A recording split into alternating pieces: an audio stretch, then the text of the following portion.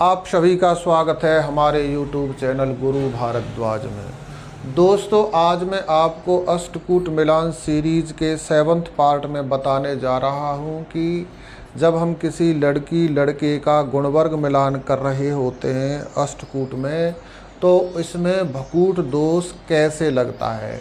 भकूट दोष का आधार क्या है, यानी ये नक्षत्रों के आधार पर लगता है या जन्म राशि के आधार पर लगता है। भकूट दोष कितने प्रकार के होते हैं और यदि किसी लड़की लड़के के गुणवर्ग मिलान में भकूट दोष आ जाता है तो क्या ये भंग भी हो जाता है। यदि ये भंग हो जाता है तो इसका आधार क्या है। इन सभी बातों के बारे में मैं आपको विस्तार पूर्वक बताऊंगा। तो यदि आप एस्ट्रोलॉजी के बिगनर हैं या एक प्रोफेशनल एस्ट्रोलॉजर हैं और आपका ये गुणवर्ग मिलान का कंसेप्ट क्लियर नहीं है तो इस वीडियो पर ध्यानपूर्वक अंत तक ज़रूर बने रहिएगा। और यदि आप हमारे चैनल पर पहली बार आए हैं और आपने ये चैनल सब्सक्राइब नहीं किया है तो इस चैनल को सब्सक्राइब भी ज़रूर कर लें, क्योंकि मैं आपके लिए ज्योतिष की जानकारी बढ़ाने वाले वीडियोज़ लेकर आता ही रहता हूँ। तो दोस्तों, पिछले वीडियोज़ में मैं आपको बता चुका हूँ कि जब हम किसी अनजान प्राणियों की यानी लड़की लड़के की शादी के बारे में विचार कर रहे होते हैं तो सर्वप्रथम हम उनके गुणवर्ग मिलान को देखते हैं। गुणवर्ग मिलान मूलतः विशेषतः उन दो अनजान लड़की लड़कों के बीच में कितना प्रेम प्रकट होगा, उन दोनों के बीच में कितना प्रेम रहेगा, इस चीज़ की हमको जानकारी देता है। उसके बाद हम उन दोनों की कुंडलियों का मिलान करते हैं, क्योंकि केवल प्रेम ही पर्याप्त नहीं होता है जीवन यापन करने के लिए, और बहुत सारी नेसेसिटी हमारी लाइफ में होती हैं। उन चीज़ों को देखने के लिए हम कुंडली मिलान करते होते हैं। ये स्मरणीय बात है सभी के लिए कि कुंडली मिलान करना और गुणवर्ग मिलान करना दोनों अलग अलग बात हैं।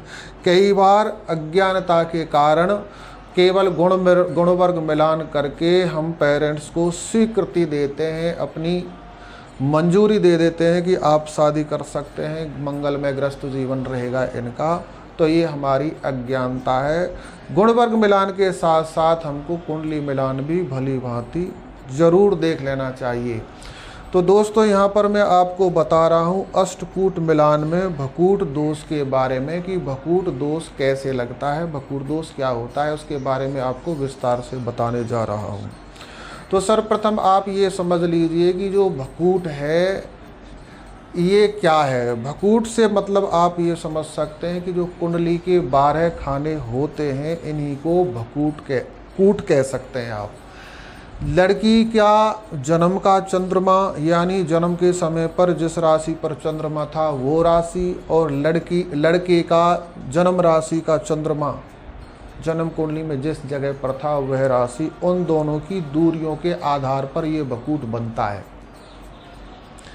मान के चलिए किसी लड़के की जो जन्म राशि है वो मेष है और किसी लड़की की जो जन्म राशि है वो तुला है, तो ये एक दूसरे से साथ में हो जाएंगे। तो इस प्रकार से यहाँ पर समसप्तक भकूट बन जाएगा।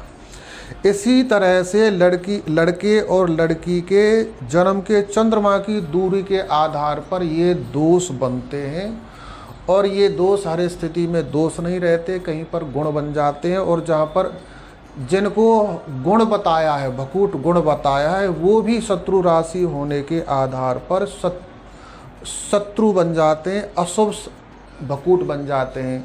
कई बार हमारे जो एस्ट्रोलॉजर्स हैं, सामान्य पंडित लोग हैं, वो गलती कर जाते हैं कि वो सोचते हैं कि ये जो भकूट हैं इनमें तो कोई दोष होता ही नहीं है, परंतु ऐसा नहीं है। जो भकूट 6 प्रकार के हमको ज्योतिष में बताए गए हैं वो हैं समसप्तक। समसप्तक से मतलब होता है कि जो लड़के और लड़की की जन्म राशि एक दूसरे से साथमी है, इनको हम समसप्तक भकूट बोलते हैं। और जो दूसरा भकूट बनता है वो जब लड़के और लड़की की जन्म की राशि एक दूसरे से दूसरी 12वीं होती है तो द्वितीय द्वादश या द्विद्वादश भकूट दोष बन जाता है। और तीसरे नंबर पर जो भकूट होता है वो होता है तृतीय एकादश, यानी लड़के और लड़की की जन्म राशि की जो दूरी है वो तीसरी और 11वीं हो। लड़के से लड़की की जन्म राशि गिने तो 11वीं हो जाए, लड़की से लड़के की जन्म राशि गिने तो वो तीसरी हो जाए, तो इसको हम बोलते हैं तृतीय एकादश भकूट। उसी प्रकार से चतुर्थ दशम है, चौथे नंबर पर भकूट जो बनता है वो चतुर्थ दशम है, यानी चौथे और 10वें की जो दूरी बनती है राशि स्वामियों में, इसको हम बोलते हैं चतुर्थ दशम। और अगला जो 5वां है वो नव पंचम है, यानी लड़के और लड़की की जन्म राशियों की एक दूसरे से जो दूरी बनती है 9वीं 5वीं, तो ये नव पंचम भकूट दोष बन जाता है। उसी प्रकार से 6वां है षडाष्टक, यानी छठा 8वां, लड़के लड़की की जन्म राशियों की परस्पर एक दूसरे से जो दूरी 6वीं 8वीं बनती है, तो इसको हम षडाष्टक बोलते हैं।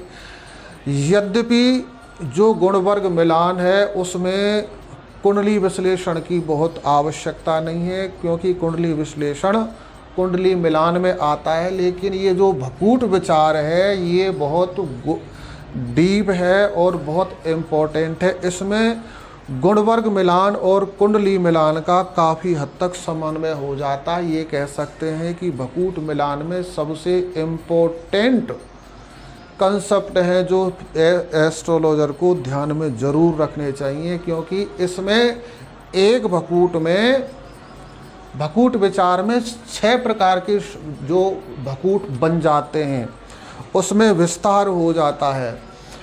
तो यहाँ पर जो ये 6 प्रकार के भकूट बताए गए हैं, इनमें 6 प्रकार के में सामान्यतः समसप्तक, तृतीय एकादश और चतुर्थ दशम इनको शुभ माना गया है।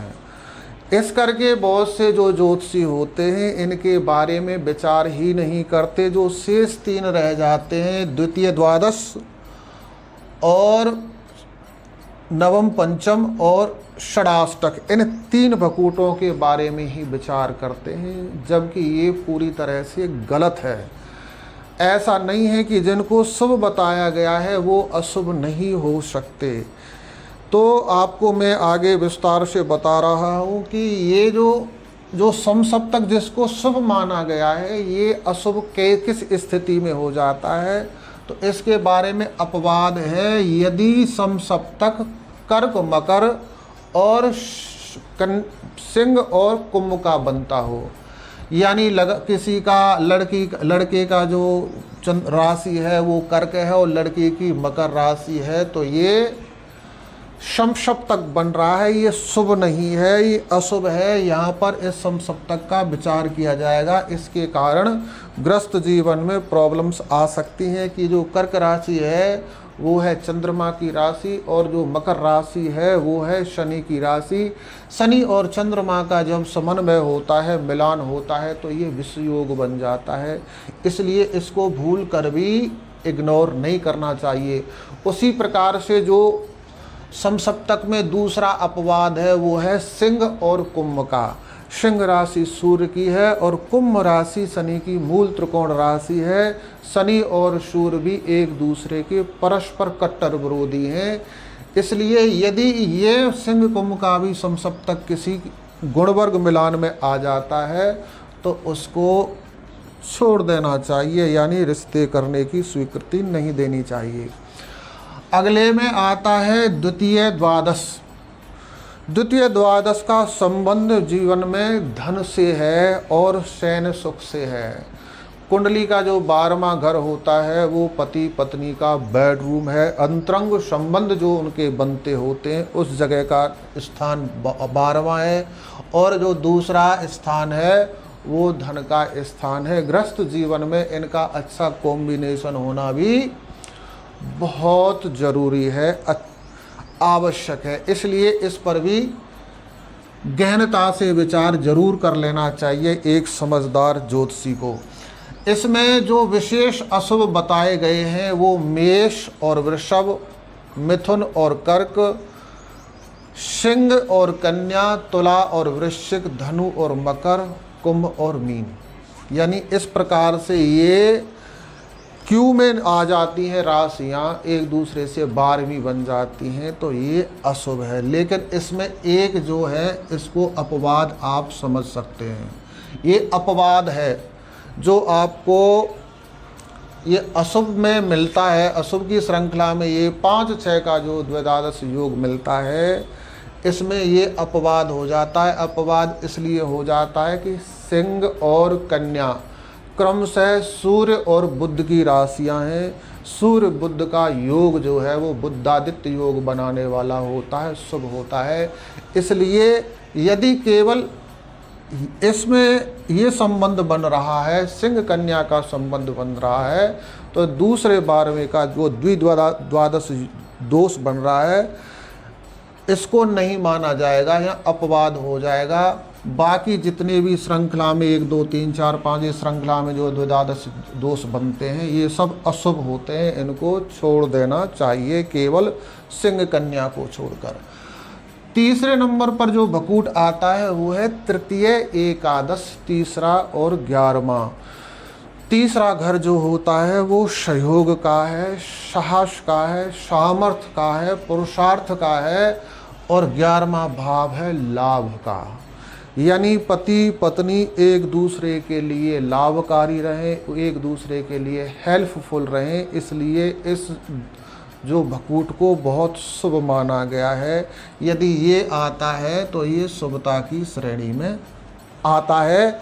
यद्यपि ये तीसरे 11वें भाव कुंडली में अशुभ माने गए हैं, लेकिन विश्व सौ सिद्धम 2 चीज़ मिलती हैं और कुंडली में ये महत्वपूर्ण भी है जीवन में।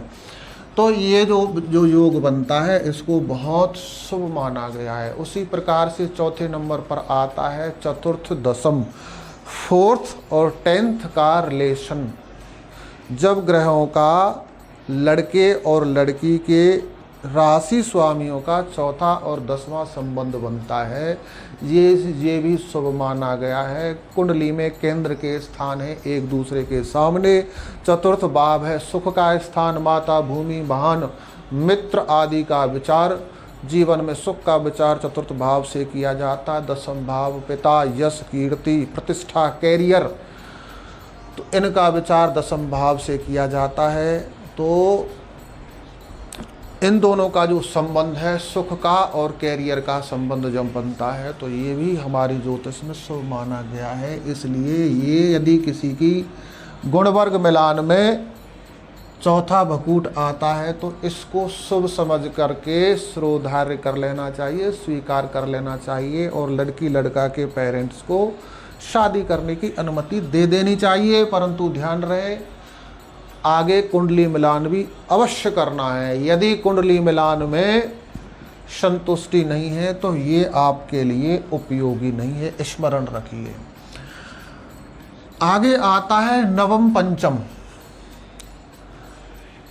ज्योतिष में कुंडली विश्लेषण में फलादेश जब हम कर रहे होते हैं तो उस कुंडली के सबसे शुभ भाव हैं ये पंचम और नवम भाव। इनको त्रिकोण स्थान बोला गया है।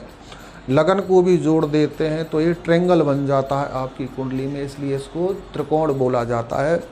और ये कुंडली के सबसे शुभ स्थान है। परंतु यदि इनका कॉम्बिनेशन हो जाता है, ये एक दूसरे से नवम पंचम हो जाते हैं, तो इसको भी शुभ नहीं माना गया है, इसको भी अशुभ माना गया है। परंतु स्मरण रखें, अशुभ विपरीत स्थिति में माना गया है। विपरीत स्थिति में कैसे माना गया है? यदि लड़का से लड़की की जो जन्म राशि 5वीं है तो अशुभ माना गया है। यदि लड़का से लड़की की जन्म राशि 5वीं है तो ये शुभ माना गया है। यानी ये मार्गी होकर यदि सामने आते हैं तो शुभ है, और वक्री होकर यदि उल्टे घूमकर कुंडली में सामने आते हैं तो अशुभ है। इस प्रकार से आप समझ सकते हैं कि नव पंचम, यदि लड़की से लड़के की जन्म राशि 5वीं है तो अशुभ है, परंतु यदि लड़के से लड़की की राशि 5वीं है और लड़की से लड़के की राशि 9वीं है तो ये शुभ है। इसमें हम विवाह करने की स्वीकृति दे सकते हैं, उसमें कोई डर वाली बात नहीं है। अगला जो आ जाता है भकूट 6वें नंबर पर, यह है षडाष्टक 6वां 8वां। ये एक बहुत महत्वपूर्ण विचारणीय भकूट है। यदि आप ज्योतिष में अपनी यशो कीर्ति चाहते हैं, यानी आपको प्रतिष्ठा मिले, आपकी प्रशंसा हो समाज में एक अच्छे ज्योतिषी के रूप में, तो कभी भी षडाष्टक दोष को हल्के में नहीं लेना, क्योंकि ये जो 6 और 8वां जो भाव है ज्योतिष में, ये रोग और मृत्यु से संबंध रखता है। ये आप जो गुणवर्ग मिलान में देख रहे हैं षडाष्टक, इसको आपने लगन कुंडली में भी देखना है। यदि लड़की लड़के की लगन राशि और राशि इन दोनों का संबंध षडाष्टक बनता है, तो ये बहुत अशुभ है। परंतु स्मरण रखिए, ये दोष आपका कहाँ भंग हो जाता है, यानी ये दोष आ रहा है, तब ये भंग किस स्थिति में होगा? ये होगा मेष, वृश्चिक, तुला, वृषभ और तुला, मिथुन और मकर, कर्क और धनु, सिंह और मीन, कन्या और कुंभ राशि पर यदि ये षडाष्टक योग बनता है, तो ये अपवाद हो जाता है, यानी ये दोष नहीं लगता है। बेशक किसी के गुणवर्ग मिलान में भकूट दोष आ रहा हो, परंतु वहाँ पर राशि ये हो, तो ये दोष नहीं लगेगा। ये आप लोगों के लिए स्मरणीय बात है। अब बात आती है कि यदि किसी की हम कुंडली मिलान कर रहे हैं, गुणवर्ग मिलान कर रहे हैं, कुंडली भी बहुत अच्छी मिलती है, बाकी जो गुणवर्ग हैं 8 प्रकार के अष्टकूट हैं, उनमें से 7 कूट अच्छे मिल रहे हैं और केवल भकूट की समस्या आ रही है, तो ये जो भकूट दोष है, इसका ऑल ओवर परिहार कैसे हो जाता है? तो स्मरण रखिए, यदि लड़की और लड़के की जन्म पत्रिका के नवमांश चक्र में D9 में दोनों के नवमांश स्वामी एक है, दोनों की नवमांश राशि एक है, तो फिर ये जो दोष आते हैं ये सब भंग हो जाते हैं और आप उनको शादी करने की अनुमति दे सकते हैं। तो दोस्तों, इसमें बहुत विस्तार वाला है ये भकूट विचार, बहुत कुछ शेष भी रहता है अभी जानने के लिए, लेकिन जितना भी बताया है ये भी आपके लिए बहुत उपयोगी हो सकता है, यदि आप इसको रुचि से अपनी बुद्धि में धारण करते हैं। तो जुड़े रहिए हमारे YouTube चैनल के साथ, हम आपके लिए ऐसे ही ज्योतिष का ज्ञान बढ़ाने वाले वीडियोज़ लेकर आते रहेंगे। यदि आप भी अपने किसी बच्चे की कुंडली मिलान, गुणवर्ग मिलान कराना चाहते हैं, तो हमारे डिस्प्ले पर जो नंबर आ रहे हैं उनके माध्यम से हमसे संपर्क कर सकते हैं। आपने वीडियो को अंत तक देखा, इसके लिए धन्यवाद। जय श्री कृष्ण।